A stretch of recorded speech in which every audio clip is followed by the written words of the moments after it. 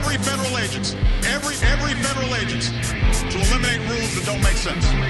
It's the usual French talk of stall and surrender. All scientists dying on purpose. The cultural soul of the Nazis. You Americans have given us lots of trouble. The sense was very evil. Great again. All right, we're live. Hello, everyone, and welcome to the Royal Palace Podcast, the podcast where we explain French law and politics to Americans. I'm Liam. And I'm Patrick. This is episode 2, our second emergency episode about the surprise French elections that President Emmanuel Macron declared only a few weeks ago. Completely unexpected. It's completely thrown off our planned release schedule and topics. We were planning on getting off with a lot more legal stuff, and we already have those episodes recorded, and we'll be releasing those in the coming weeks. But, of course, these extremely important, seminal elections we couldn't ignore. And so if you didn't listen to our inaugural episode released a few days ago about the first round of the French elections and generally what these elections are, how they work, why Macron called them, spoiler alert, we don't know and no one knows what he was thinking. That's right. Go back and listen to that. And in that episode, you'll hear we pretty much like everyone else, and everyone in France, everyone in the American and other foreign media was predicting a sweeping win by the far-right national rally. We were a bit more tepid in those expectations. We didn't think they were likely to get an absolute majority, but we still assumed that they were going to come first, as they did in the first round of the elections. However, tonight, several hours after polls closed in France, we have preliminary results out. Not definitive results, but based on exit polls and races that have already been called by the French media. And it seems like a completely unexpected result. According to the exit polls, the left-wing New Popular Front has come in first place. Emmanuel Macron's presidential majority has come in second place. And the far-right National Front has come in a surprising third place. National Rally. It's easy to forget because they change. Yes. Parties, they used to be parties called, in France change all the time. It's very different from the US, where we've got the two that have been named the same way for centuries. Yeah, even when their not centuries, politics but- flipped, right? Yes, right, exactly. The names are more important than the policies. In France, everyone changes names all the time. It's like a branding campaign. They love branding and marketing in France. They love bad branding and marketing. Too many business school kids. Absolutely. That's what I say. That's something we'll definitely talk about when we do an episode on how universities work in France and why France has a glut and a plague of business school graduates. But definitely something, if you've ever been to France, especially like a big city like Paris, you might notice is, wow, why are there so many things that have these horrendous names and these horrendous like fake English names, bad puns in English, puns based on words that aren't real English words, etc. Well, luckily we haven't gone to that in politics so far. No one's using English names for their parties, but geez, that's probably only a matter of time. But anyway, yeah, the National Rally, they used to be called for most of their history the National Front. That's relatively consistent branding, honestly, for a French political party. They only changed one name, whereas every other party has flipped their name around a million times. It's worth asking why they think that rally would be less anti-Semitic. Right. I mean, front does have bad connotations, but so does rally. Although to be fair, the word the word they use in French, rassemblement, it doesn't. I feel like it doesn't have like the same sort of like, pogrom sort of sound that rally does. But it is a threatening. They have a threatening name generally, and a threatening presence. Let's say, And a threatening political project. They're threatening. We don't love them. You know, maybe you started listening to this podcast assuming that we were a pro National Rally or pro Le Pen podcast. I hate to break that for you. Hopefully, someone else will take up that niche of making a English language pro National Rally podcast about France. I'd listen. I'm not sure I'd subscribe, but I'd listen. But anyway. Let's talk about the results. So, as I said, we don't have definitive results yet.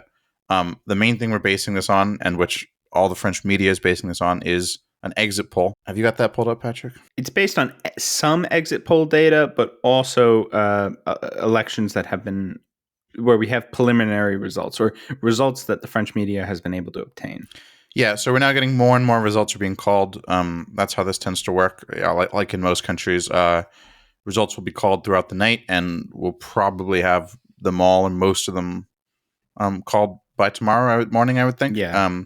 And so if this exit poll data is completely wrong, we will re-record this episode, and you'll never hear us saying things that, in retrospect, would sound stupid. That's sort of one of the benefits we have as podcasters. Whereas for all those people on the television, that would be very embarrassing for them. Well, it'd be really embarrassing for the exit poll people. But basically, here's what we have as the exit poll results that were declared at 8 p.m., which is when the French media is allowed to declare any results. They're not actually, the law doesn't let them talk about it, basically, before 8 p.m. on an election day, before polls have closed. What usually happens is that everyone just goes to the Belgian media's websites and crashes all their websites because, of course, they're in French and they're not bound by French law, so they can report whatever they want.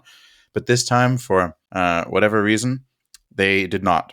I read on Le Soir that they, which is a Belgian newspaper, that they were holding back their exit polling data because they felt they were potentially inaccurate or conflicting. Yeah, well, hopefully they were wrong about that.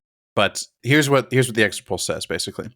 It has coming first, in a complete surprise, the New Popular Front, which is the left-wing alliance.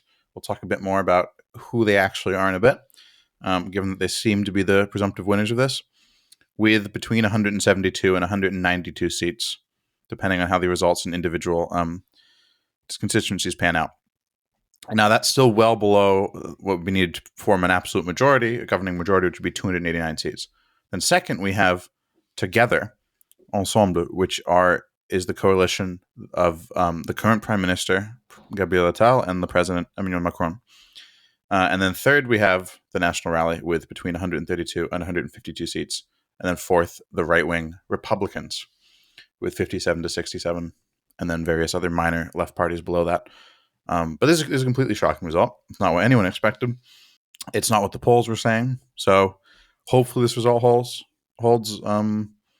We'll see. But we'll talk about it now, assuming that this is accurate. So I think the first question is, who is the New Popular Front?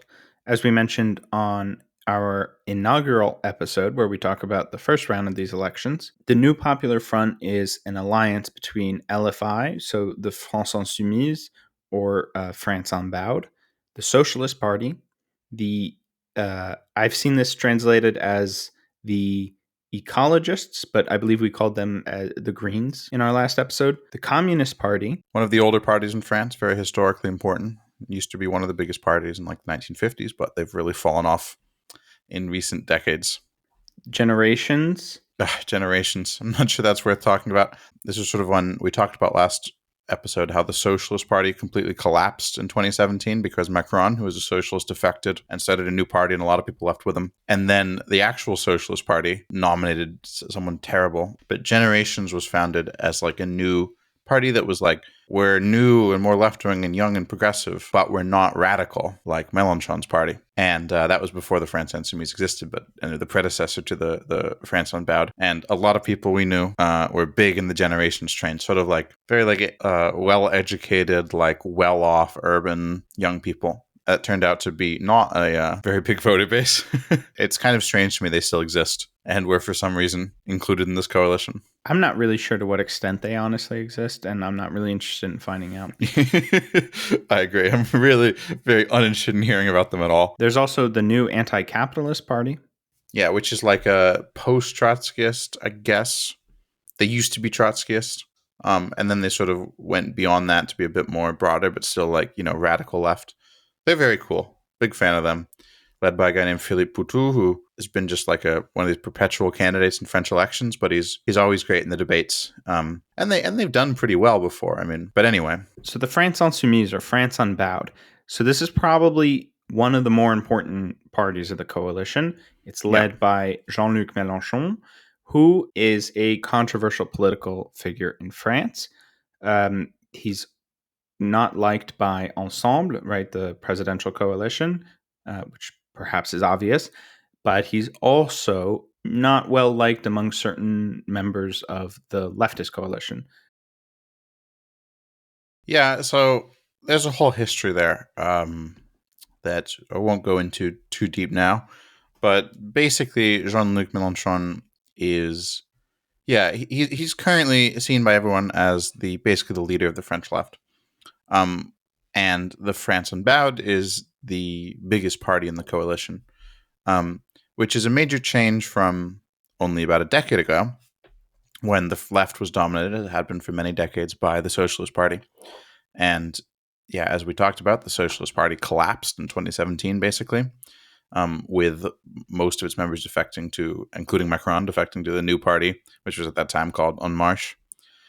And Mélenchon sort of emerged to take up like the helm of the left, I suppose. And he's a guy who used to be a socialist politician for a long time, but he left well before that. I think he left in the early 2000s at some point. And he founded a party called the Left Party, the Parti de Gauche, which later formed a coalition with the Communist Party that was called the Left Front, the Front de Gauche. And this party really emerged. I mean, it was initially like the most radical wing of the French Parliament. It was relatively minor, and then it emerged as a major competitor. And shockingly, in the 2017 election, Mélenchon did much better. He became the best of any left candidate. That was cemented even more so in the 2022 presidential election, where he came third.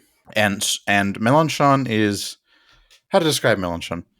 He's very outspoken. He's very fiery. He's very, very critical. He does not, let's say, he offends liberal niceties, might be the way to put it.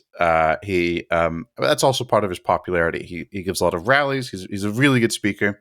He's really good at these like televised debates where they put you in a room with like 10 quote unquote experts yelling at you about how you're wrong. And most people are not good at that. I think like Jeremy Corbyn, I've always thought Jeremy Corbyn was like the very similar politics to Jean-Luc Mélenchon, but opposite personality, where Corbyn seems like a really nice guy. He's very soft-spoken. He's really like chill grandpa vibes almost. But that made him just like really, he didn't do well in these media environments. The media in Britain and in France and in the US is just so aggressive. Well, it's more aggressive in France, honestly, because like American media isn't really used to dealing with candidates that they don't agree with. There's not that many of those. And American media is also frankly not very political.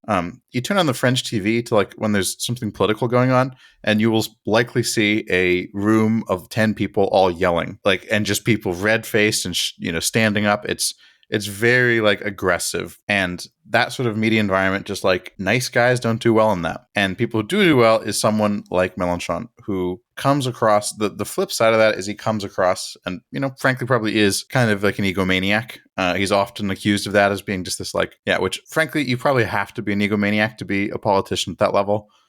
There's just no other way you can deal with it. But he has had a bunch of like gaffes, I guess, that made him seem very arrogant. Yeah, I guess that's why he's just like he really offends polite society circles. They really, really don't like him. And the traditional center left of the socialists, they also traditionally really, really don't like him. That sort of changed in 2022, where, as we talked about in our inaugural episode, the socialists kind of ended up having to admit, all the left ended up having to admit that it's like him or not, this is the guy who is one of the most popular political figures in France. He seems to be the only guy capable of leading the left to any sort of victory and getting like a lot of votes in the presidential election. And they ended up, after much screaming and crying, most of them, not all of them, but most of them, coming around and realizing that this is the direction of the left and the Socialist Party has been overtaken, and they needed to get behind them if they didn't want to just completely die. Now, with LFE on sort of the front lines of this left coalition, I think it's worth defining, to the best of our ability at least, where they fit on the political spectrum for our American listeners. Absolutely.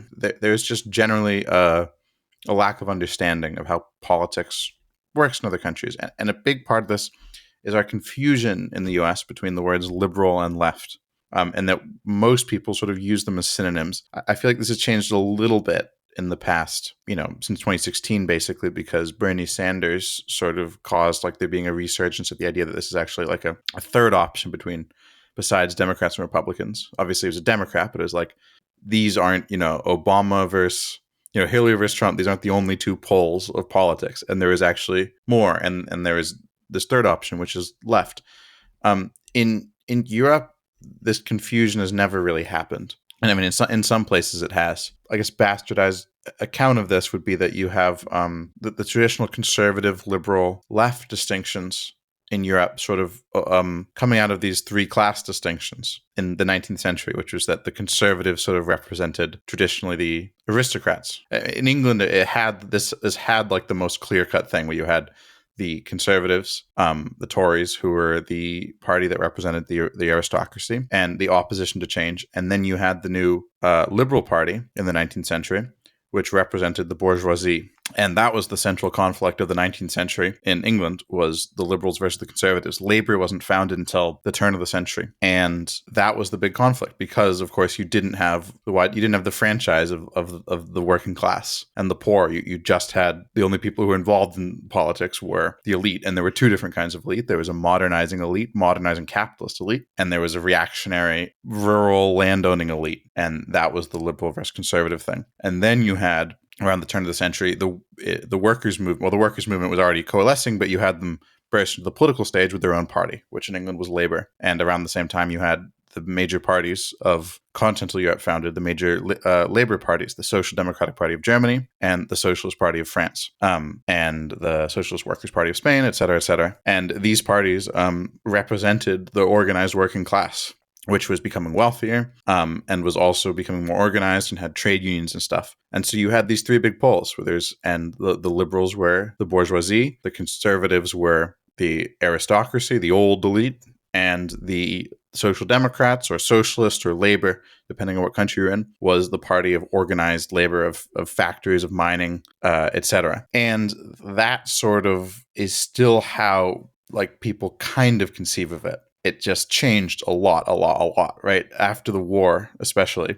You then, obviously, during the war, you had like the split between during World War I, you had the split between the socialist and communist movements, and then the creation of the Soviet Union and all that sort of did a big split where you had a lot of places, you still had a lot of like the organized left, the organized labor, organized working class supporting non-communist socialist parties, like the Socialist Party in France. And then you had their big opponent being the Communist Party, which was more radical and aligned with Moscow. In many cases, like pretty much controlled by Moscow. And then you had those sort of a merger, I guess, between those non-communist socialist parties, like the Socialist Party in France, and the liberals, the liberal bourgeoisie. And you sort of had a merger of those two currents. And then you also had like the conservative parties modernized, in the mid to late 20th century, becoming parties of the bourgeoisie just as much as the liberal parties were. And then you have the end of history, which was the complete collapse of communist parties everywhere, starting in the 80s. And then the left-wing parties, our own dear Socialist Party, for example, becoming not left-wing at all. Even the communist parties becoming not left-wing at all, as was the case in France. And you have basically all these parties heading towards the same sort of thing. And people it just became a technocracy, right? Where everyone voted in Labour in the UK in the 90s and was happy with them for a while. And then the same people voted Conservative. You no longer had this traditional class association with political stream. You just had all the parties being the same thing. And that's exactly what happened in France. The Socialist Party in the 2000s wasn't left-wing in any sense of the word. Like the policies they wanted were basically no different from what the Conservatives wanted. I think that's what led to their complete collapse in 2017. After 5 years of a socialist government that did nothing that aligned with the working class, even though it promised to do some things. That was under Francois Hollande, who, by the way, was elected today as a socialist member of parliament, which is funny. Where does this leave us? To answer what left wing is, it's largely a cultural marker. I think right wing is also largely a cultural marker in Europe. That being said, let's take another recent election that happened, which was to show that whole merger of parties I was talking about isn't dead. The British election, which also happened this week, won by Labour resoundingly. They don't want anything different than what the Conservatives had. They have basically no policy proposals. It's kind of like with Biden, right? I don't want to get into that too much now. But France Unbowed is different. I would say that they represent sort of an old school social democratic position, which is basically like what you have to understand about France is that I see it as a social democracy that has been just under constant erosion since Mitterrand, basically in the 80s. And that France has these sort of workers' protection rights, 35-hour work week. It's very hard to get fired.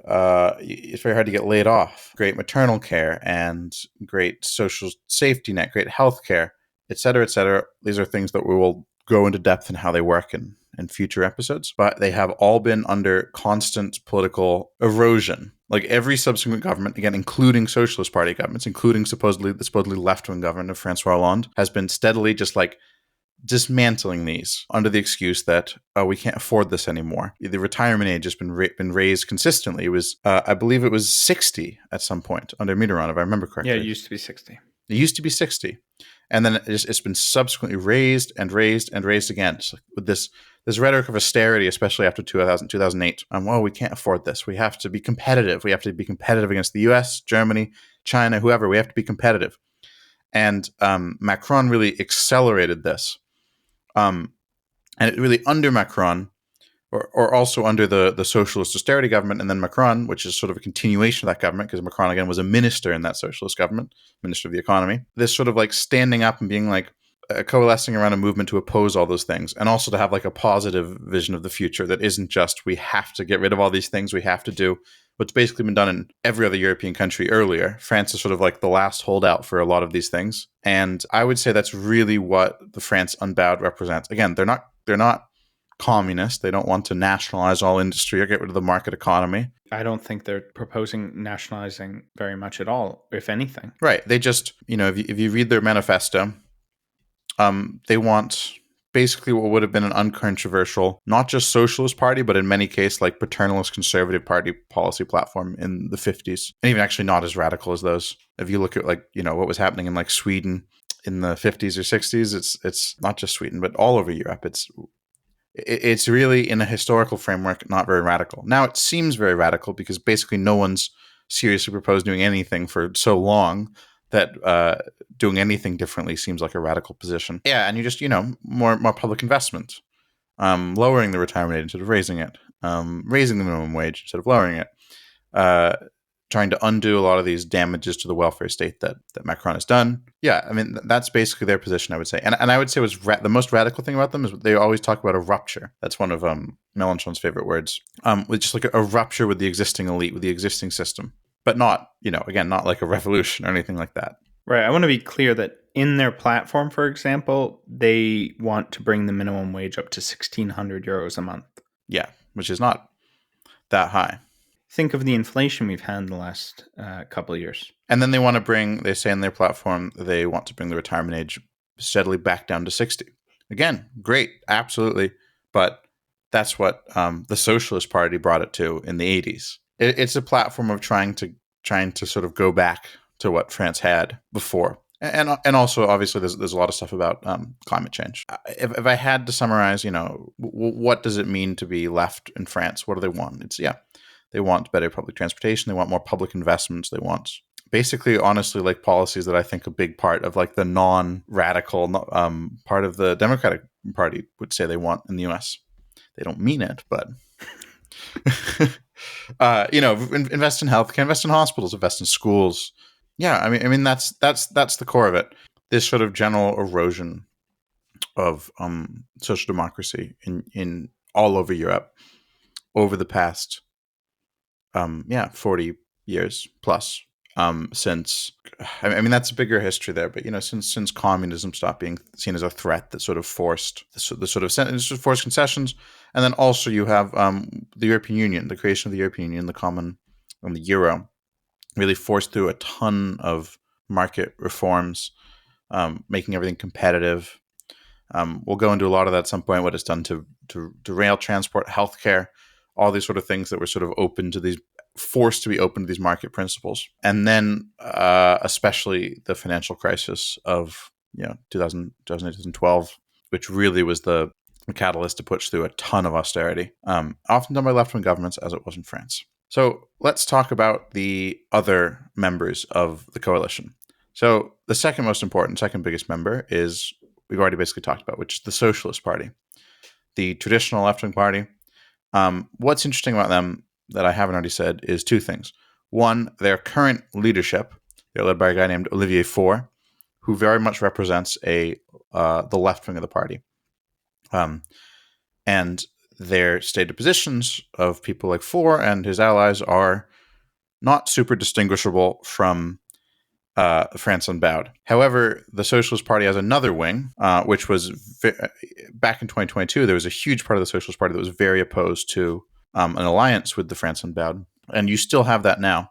And that would be especially represented by a woman named Carole Delga, who is the president of the southern region of the president of the regional council of the southern region of Occitanie. And she's sort of been very opposed to these alliances with the France Unbowed, with Mélenchon, and with the communists, and so on. Well, actually, a lot of important figures have. Anne Hidalgo, the mayor of Paris, who's a socialist, was also in 2022, for a while at least. I think she eventually came around, but she was for a while very outspoken against it. The important thing is that there's a lot of Socialist Party members who are not on board with this, or they're on board temporarily. And who the current leadership, the current people of power are very much allied with Mélenchon. But I think that could really depend. I mean, the Socialist Party has historically had a lot of people who were just right-wing, not to name names, not to defame anyone, but luckily a lot of those people left with Macron. But it's still like, I don't know, I still see it as a party that is like, where a lot of its major politicians don't have an ideology. They are just, they're just in it for...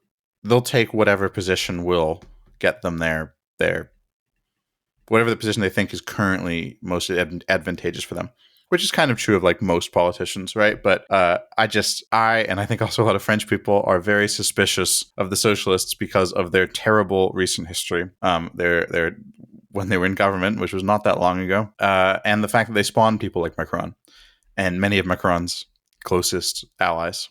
The last socialist president, François Hollande, was, though, a perfect example of how even a neoliberal socialist party was seen as a threat in the United States. I recall a lot of hysteria about François Hollande's election stateside. That was when I was like first getting interested in politics, and I remember it just and he did run on what sounded like a very radical platform with this like 99% top level income tax that ended up getting defeated by the courts, wealth tax, all these things that, you know, and I do remember the international media sort of being like, oh my God, yeah, radical leftists taking hold in France. That turned out not to be the case. It's hard to say what that was exactly. What's really hard to say is what they are now, because so many people left. You know, what's going on internally there, I have no idea. Who knows how that works? It's kind of a black box, but I'm suspicious of them. And then you get some other people I'm suspicious of, which are the Green Party, Europe Ecology, the Greens. Their official name currently is the Ecologists - Europe Ecology, the Greens. They changed the name in 2023. Previously, they were just called Europe Ecology, the Greens. And they said, our name is too short. Our name doesn't have enough hyphens in it. This is a common thing you get with Green parties in Europe. I would, of course, think of the German Green Party, which is called Alliance 90 / the Greens. Again, their party has a slash in it. Green parties, I guess, don't get a lot of business school graduates working for them. Many computer systems cannot accept these party names.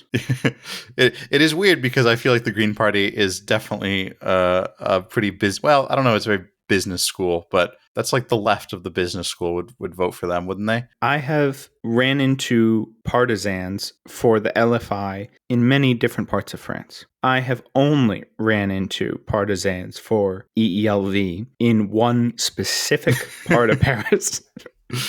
Yeah, and the place where they have the mayor of that arrondissement, right?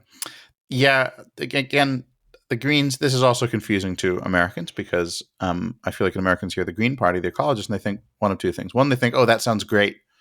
Climate change, really big deal. They're the party that cares about that. That must be why they're called the ecologists. It's like, yeah, but are they actually, they actually, if you look at what they care about, there's no indication they care more about that than the other left-wing parties. And secondly, the other thing people think is, ooh, they must be really radical and kooky, kind of like our Jill Stein and company. And that's also not the case. They're definitely a more centrist party.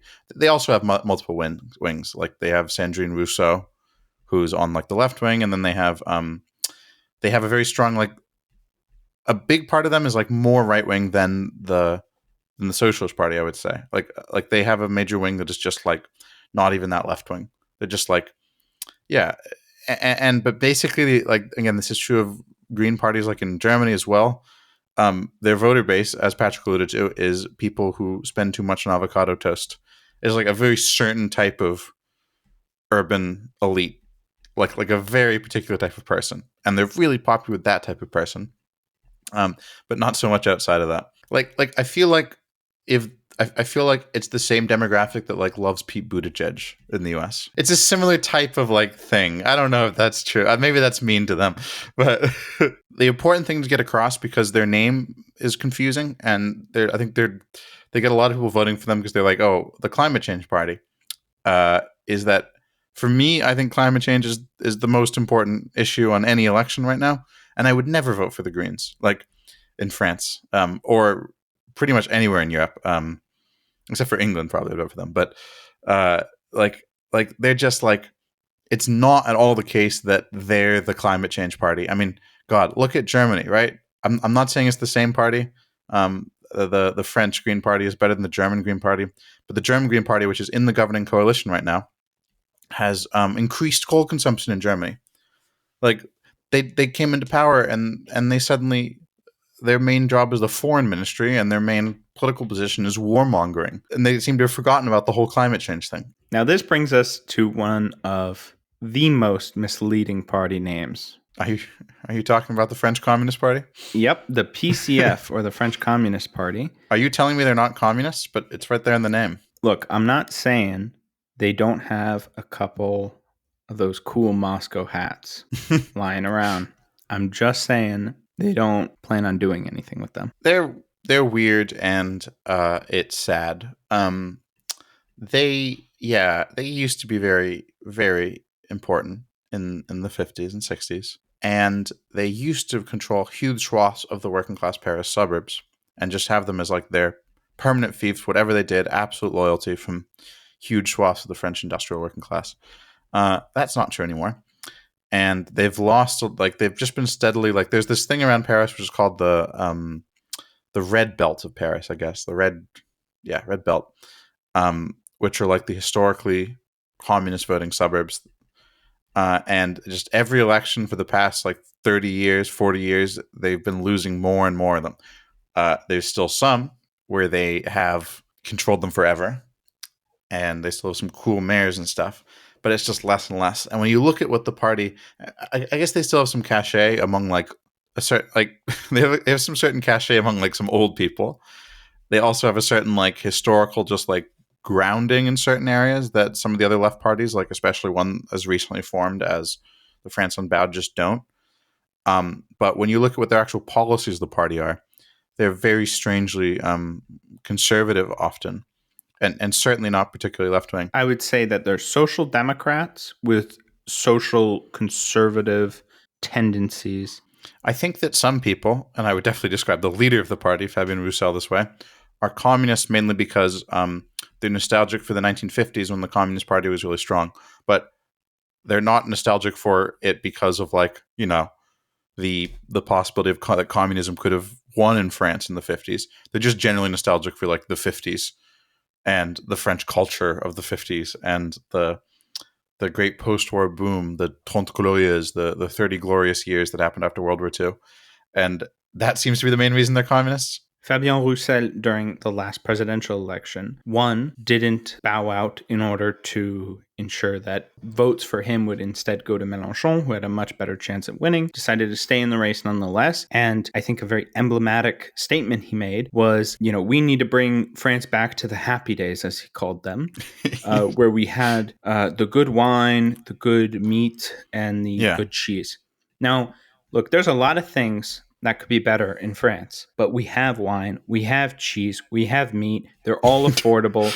I don't know what he's talking about. Also, a lot of people interpreted that as like a kind of an anti-Muslim thing. Yeah, it was very strange. It was very, very strange. Yeah, fucking weird. If he was saying this in the United States, I'd be like, yeah, the working class could use better wine, better cheese, and better meat. Frankly, good wine and cheese is so cheap and like basically subsidized in France. Like, and again, this guy got 2% in the election, right? Like, they're just nationally, they're really weak, and they've been having like I mentioned, they used to be in this like left front with Mélenchon and his people, but they've been having a years long feud, an absolutely inexplicable feud, with Mélenchon and with the France Unbowed, that is just it's so frustrating, and it's so like, worse tendencies of the left, like, and they're not more radical in their platform or what they want than the other parties, by no means. I hope that helps explain to people who these winners of this election, the New Popular Front, are. It's a big spectrum, not necessarily like ideologically, and they do have a joint program, but it's a big spectrum, especially in terms of like what is their relationship to the French political establishment. And I think that's going to matter, because if we get into sort of a discussion of what's likely to happen to here, well, first of all, let's do an overview, Patrick, of what needs to happen, which is that France got a prime minister, Gabriel Attal, and the president, Emmanuel Macron, is still the president for 2 more years. And if you're confused about this France having both a president and a prime minister thing, go listen to our episode 1, where we dive into depth about how that all works. A little refresher is that if the president and the prime minister are from the same party, the president's in charge, basically. The president appoints the prime minister, and then the prime minister basically rubber stamps all the president's decision. But we're looking like we're almost certainly going to have a situation here where the president's party does not have anything close to a majority. And the current prime minister, Gabriel Attal, has just announced, I've seen, that he's resigning, which, I mean, he kind of had to, because they were going to kick him out if he didn't. So what happens now? Who becomes prime minister, Patrick? So as we talk about on episode 1, it is up to the president to essentially appoint a new prime minister. Now, as Liam just alluded to, though, this can be sanctioned by the National Assembly. So if Emmanuel Macron were to say we're going to maintain Gabriel Attal despite their party losing in these elections, then it would be as simple as calling a vote of no confidence in the National Assembly to oust Gabriel Attal and his government. So obviously it is in the president's interest to appoint someone who will not be immediately rejected by the National Assembly. However, in order to do so, he needs to identify a political candidate for this role.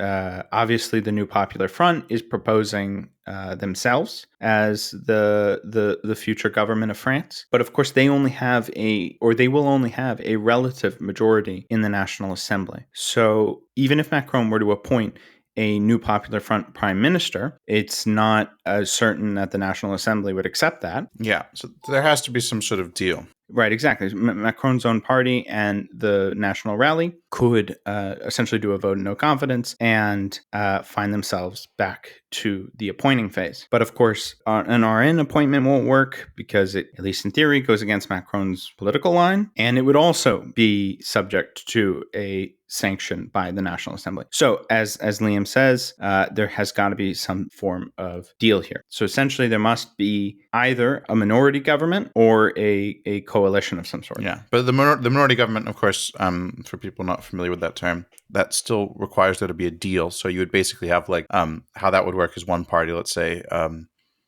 one party like Macron's party, Ensemble, reaches a deal where their prime ministerial candidate gets elected and their budgets gets passed and so on, without another party formally entering government and getting ministers and so on. But, you have to offer people something to agree to that. So I don't think a minority government of the presidential coalition has any chance. I'm actually thinking more of a minority government on the left, yeah. Yes, but of course that would require an agreement to be reached with Macron's party. The thing is there is some degree of like popular political aspect to this, right? Like it is absolutely a shocking failure of Macron's own party. It's kind of an embarrassment. Currently, it's not tenable for them to form a coalition with the National Rally, though I don't think that's an impossible outcome. It is possible that they essentially accept the left's win. It's possible. It's really hard to say. The thing is that the media and also Macron and a lot of his allies have been sort of really banging on about how the France Unbowed are just as much threats to the Republic as the National Rally is. And so it feels very hard to imagine how they could then back down from that. I think they're likely to sort of make some demand where it's like, get rid of these people we don't like Mélenchon. I mean, they certainly wouldn't, right? Like, I feel like they might say, we will support you as a minority government if the prime minister is not Mélenchon. Mélenchon is the default person you would think would be prime minister because he's basically the leader of this alliance. Everyone, he's considered the spokesman by the media. I don't think it's an official thing, but it's entirely possible where they're like, we need it to be someone less distasteful to us, like a socialist, where they're like Olivier Faure, for example. And then they're like, we don't want any of these certain people that we really dislike to be ministers. So I could see that as being a very possible outcome, actually. I don't think it's likely, and who knows how much Macron himself is accepting this reality, but it's possible. Then we have option 2, which would be a actual coalition against the far right. Both Mélenchon and Olivier Faure have, right after these provisional results were announced, they made speeches both saying we refuse any coalition with our ideological opponents, meaning basically either the Republicans or Macron and his people. However, if things go on for a while and there's no agreement reached, and maybe if it looks like that Macron might be talking with the far right, I think that could happen. I think something I was saying before the podcast, before we recorded, that I think is entirely possible. And to get back to what I was alluding to before about there being these people who are not fully on board with this left-wing program who were elected for the Socialist Party, like let's say former President Francois Hollande, within the Socialist Party, within the Green Party, I could see, and this will depend on what the outcome of seats actually looking like, but I could see Macron trying to throw together some sort of grand coalition and saying, we're not going to work with the France Unbowed at all, but we're willing to form a sort of grand coalition led by the Socialist Party maybe, and then also with the Green Party, and also with the moderate wing of the Republicans that refuse to ally with the far right. Given that the New Popular Front is only a couple weeks old, and that the last few years have been turmoil in left French politics, this wouldn't be the most unsurprising outcome. There, as we said, there's a large political spectrum here in the New Popular Front that doesn't seem to agree on certain aspects of policy, but as Liam said, on who the prime minister would be.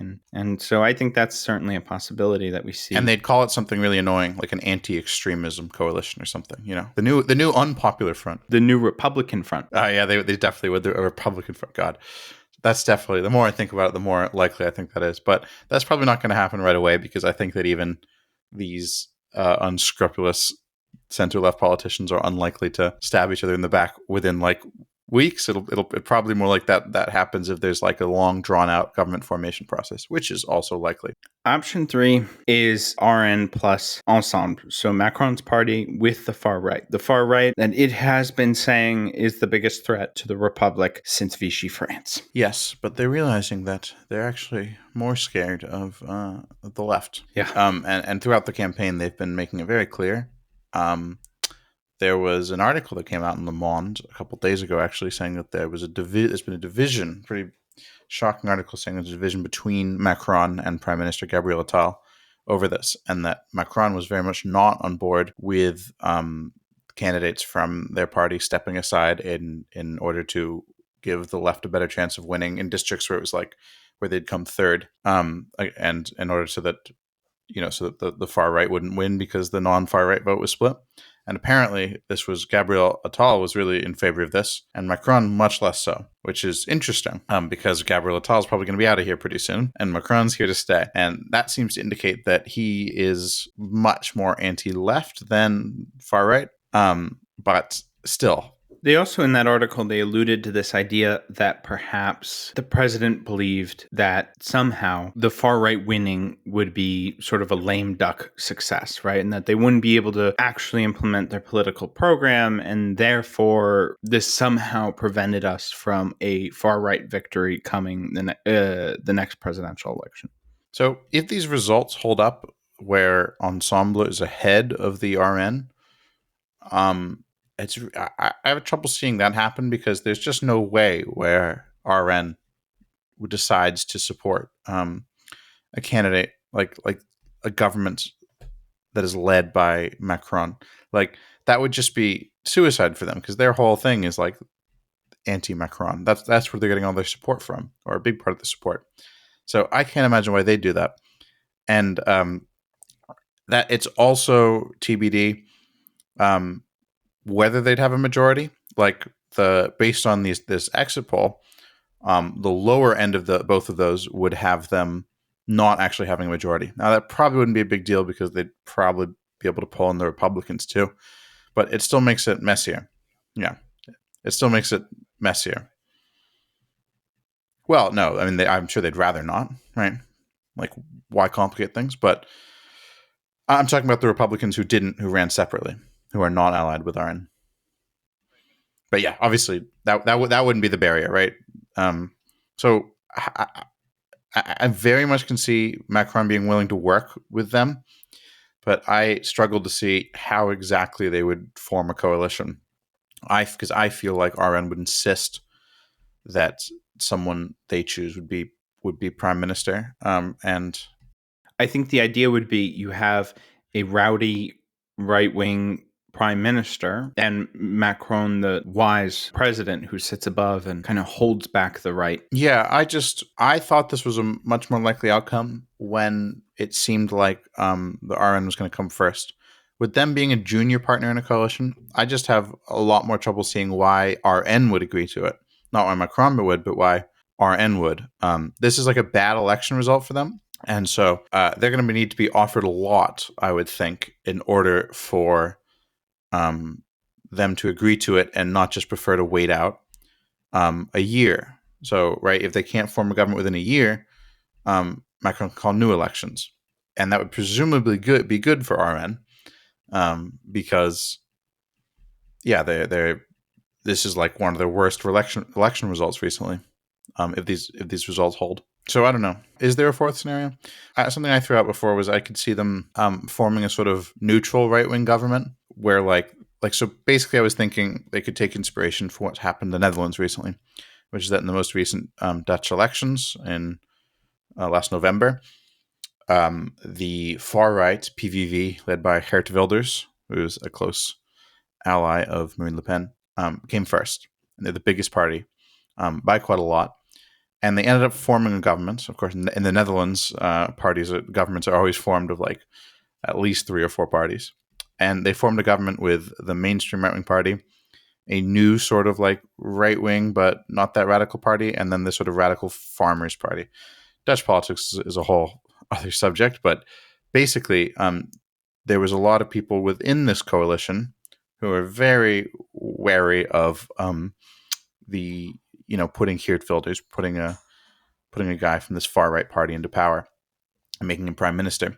But they still wanted to be in power, and they realized they actually agree on a lot of these things. And the agreement they ended up reaching is that, like, even though that the PVV, the far right of the largest party there, they appointed a neutral prime minister who was from none of their parties, and they appointed a largely like technocratic government, while agreeing to pass all these various laws, like anti-immigrant laws and so forth.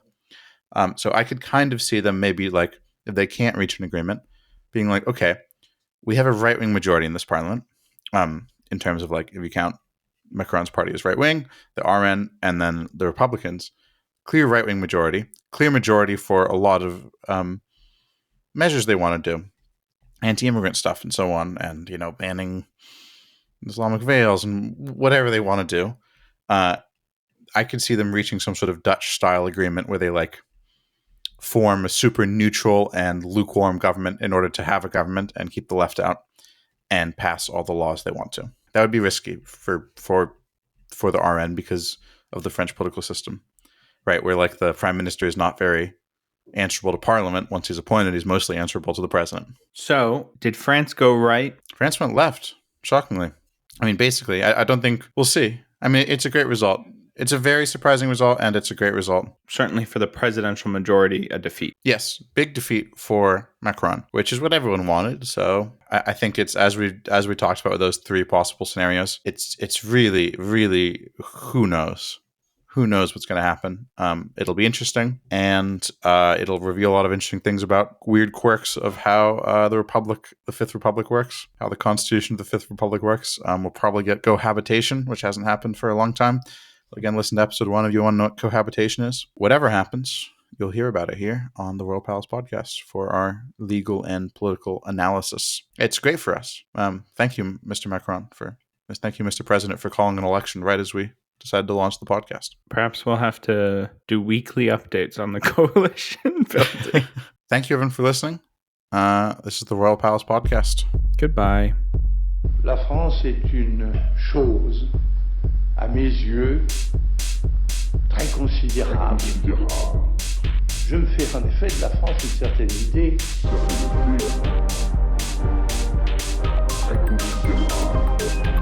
Je veux dire par là qu'à mon sens, elle est quelque chose de très grand. Je me fais en effet de la France une certaine idée.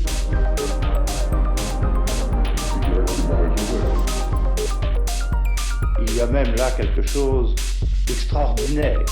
Je me fais en effet de la France une certaine idée.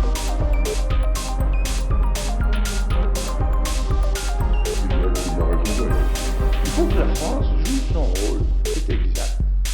Et pour qu'elle joue son rôle, il faut qu'elle soit la France.